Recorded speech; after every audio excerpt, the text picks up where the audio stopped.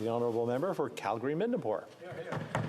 Thank you very much, Mr. Speaker. It is always a pleasure and an honour to rise in this House on behalf of my constituents in Calgary-Midnapore. And before I begin my remarks on C-30, Mr. Speaker, I would just like to send my dearest regards to our good friends and fellow Canadians across Atlantic Canada and Eastern Quebec. Now is the moment to prepare as the storm approaches. Maintenant, c'est le moment de préparer. Now is the time to prepare. Are with our fellow Canadians, and I know, Mr. Speaker, your fellow countrymen in Atlantic Canada and certainly as well in Eastern Quebec.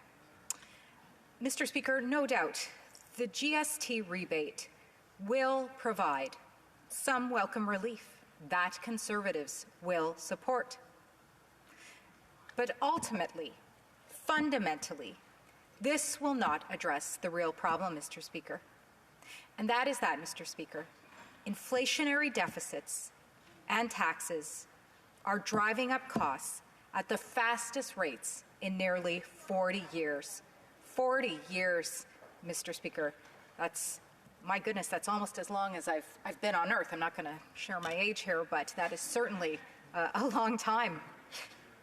But I will tell you, Mr. Speaker, for 2 years, I would say longer than 2 years, Conservatives, and in fact our new leader, the member for Carleton, have tried as best as they can to warn this Prime Minister about the consequences of his actions and how much they hurt Canadians from coast to coast to coast, which the coasts are important to remember as we remark upon the events of today. Finally, Conservatives call on the government to cancel all planned tax increases, including payroll tax hikes planned for January 1st. And as Shadow Minister for Employment, this piece is particularly important for myself, along with tax hikes on gas, groceries, and home heating scheduled for April 1st. Another tax, Mr. Speaker, which has been an incredible burden on Canadians, has been the carbon tax. And if the Prime Minister was, in fact, serious about making life more affordable for workers, families, and seniors, he would cancel the carbon tax immediately. These taxes, Mr. Speaker, are coming at the worst possible time for Canadian families who are already struggling with rising costs due to the Prime Minister's inflation. And instead of freezing taxes, the Prime Minister is raising taxes on people who are already struggling to make ends meet. So with this credit, Mr. Speaker, this will be a one-time help, which, as I said, we welcome as a small piece of relief for families, is $467. But when we contrast that, Mr. Speaker, with the fact that the average family of four is now spending over $1,200 more a year to put food on the table, not to mention the rising costs of heat, gasoline, and rent. Grocery prices are up by 10.8%, rising at the fastest pace in 40 years. Fish, Mr. Speaker, is up by 10.4%, perhaps more after this dreadful weekend ahead of us. Butter is up 16.9%. Eggs are up 10.9%. Margarine is up by 37.5%. Bread, rolls, and buns are up by 17.6%. Dry or fresh pasta is up by 32.4%. Fresh fruit is up by 13.2%. Oranges are up by 18.5%. Apples are up by 11.8%. Coffee is up by 14.2%. Soup is up by 19.6%. Lettuce is up by 12.4%. And finally, Mr. Speaker, potatoes, again, perhaps more after this weekend, are up by 10.9%. So individuals without children earning more than $49,200 and a family of four earning more than $58,500 for a couple with with 2 children will receive no benefits. Yet these food prices won't change for them, Mr. Speaker. The amount of inflation increase that they will have to pay on their food items will remain the same. Mr. Speaker, this will impact small businesses. I come from a small business family, so this is especially dear to myself. Small business insolvencies, I'm sure you know, Mr. Speaker, are on the rise, and the Canadian Federation of Independent Business reported 1 in 6 businesses are considering closing their doors, with 62% of small businesses still carrying debt from the pandemic. The Liberals have created a risky environment for small business, and small businesses can't afford to do business with these upcoming tax hikes, rising debt costs, and staggering inflation numbers. Again, if the government was serious about small businesses surviving, recovering, and growing in Canada, then they should immediately cancel all of the tax hikes that impact small businesses. Now, don't take my word for it, Mr. Speaker. There are many economists that are talking about the Prime Minister's inflation bill. And I'll add, Mr. Speaker, these are individuals from very credible institutions. I know that the government across the way certainly likes to turn their nose at some conservative-friendly institutes, such as the Fraser Institute. I heard snickering today, but they cannot argue with these sources. It is always good to help people who are in need.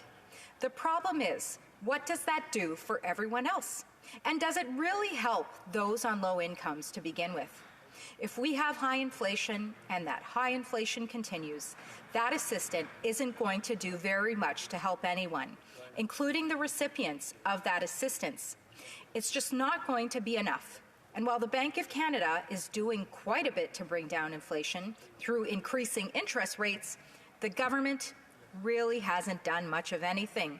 Well, I'm sure that this government would like to think it was the Fraser Institute who said that, Mr. Speaker, but it was in fact Professor Pavlov at Simon Fraser University, a very well-known university, known to not always have conservative opinions, Mr. Speaker. So we are certainly not alone in our criticism of how little, in fact here, much of anything, to quote Professor Pavlov, that this government has done in an effort to fight inflation. Another professor from Simon Fraser University, Professor Herrenbruch, says, if you're asking, will this put further pressure on inflation? I would probably say yes, it would have to. So again, not a glowing recommendation of this government's action on inflation from professors from a very well-known university, not always necessarily with a conservative point of view. I have another quote, Mr. Speaker. While there are times where fiscal largesse, that's quite a word, largesse, is just what the economy needs, these aren't such times. In a period of high inflation and excess demand, cutting taxes or handing out checks can add fuel to the inflationary fire and make the job of a central bank that's raising rates to cool demand all the more troublesome. That quote, Mr. Speaker, was from the chief economist at CIBC. How can we argue against the chief economist of the CIBC? It would be almost impossible. Another quote, Mr. Speaker. We're not going to deny that there are households seriously in need of help right now. And I would say our support of this part of the bill follows in suit with this comment. We are not going to deny that there are households seriously in need of help right now in this inflationary environment. But from a policy perspective, we all know that sending out money as an inflation support measure is inherently inflationary. Once again, something our leader, the member for Carleton, has attempted to point out to this government on numerous occasions. And that quote, Mr. Speaker, is from Robert Kavcic, the senior economist at the Bank of Montreal. I have one final quote, Mr. Speaker. It seems sensible to assume that this will add to pressures on measures of core inflation. Any belief that it will ease inflationary pressures must have studied different economic textbooks. Well, I would certainly say we're not all singing from the same songbook here when it comes to addressing the Canadian economy and inflation, Mr. Speaker. And that quote, Mr. Speaker, to round out my quotes, is from Derek Holt, Vice President and Head of Capital Markets, Economics, at Scotiabank. My goodness. So we have three major banks here, CIBC, Bank of Montreal, Scotiabank as well, all indicating that this government has not done enough to stop inflationary measures for Canadians, which I outlined extensively with the food list, the way that this is impacting people.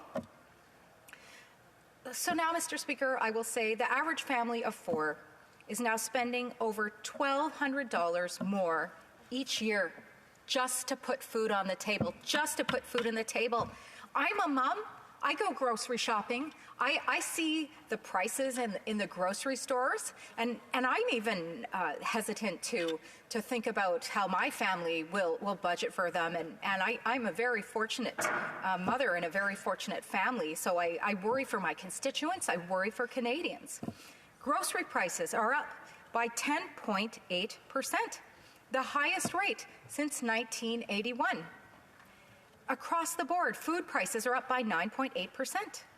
As I said, Mr. Speaker, while Conservatives welcome this much-needed support, this one-time check of $467 for a family of four eligible for this benefit covers less than 40% of Trudeau's inflation at the grocery store alone and doesn't begin to cover the rising costs of heat, and winter is coming, gasoline, and rent. And more than 70% of families with children will not receive this support. Individuals without children, again, earning more than $49,200, and a family of four earning more than $58,500 for a couple with two children will receive no benefit. So in closing, Mr. Speaker, I will say enough of the Band-Aids, enough of the Band-Aids. This economy, this country is on life support. What we need are solutions. But right now, all we have, Mr. Speaker, is this sad bill and just inflation. Thank you very much, Mr. Speaker. Merci, Monsieur le Président. I think we have time for one question here before we have to move on. I know the honourable member for Sandwich Gulf Islands has been trying a number of times, so I'll let her have the last one. Thank you, Mr. Speaker, very much. And to my honourable friend from Calgary, Mindapore, I wanted to make a link between the high prices we see in the grocery store and the climate crisis. Moms noticed this summer that ice cream went up, and one of the reasons was that vanilla beans come from Madagascar, which was hit with 6 cyclones this year. Hurricane Fiona on its way to the Maritimes, which we've mentioned multiple times, we're all thinking of people in Maritimes. I'm originally Cape Bretoner, and I can tell you we never had hurricanes in Nova Scotia till climate change. In 2003, for the first time, Hurricane Juan made landfall as a full-force hurricane because the water had warmed up south of Nova Scotia. So we got hurricanes in the past, Mr. Speaker. They cooled down before they hit Nova Scotia because the water was cooler. There's a connection between what we're doing in burning fossil fuels and driving up prices in our grocery store and making us less safe in our homes. The honourable member for Calgary Mindapore. Well, thank you very much to my colleague, the member from Saanich Gulf Islands. And I know, like my leader and like my Conservative colleagues, we have a concern for the environment without question. But in this moment, we must think of our priorities. We must think, if people cannot eat, Mr. Speaker, they cannot recycle. Thank you very much. Come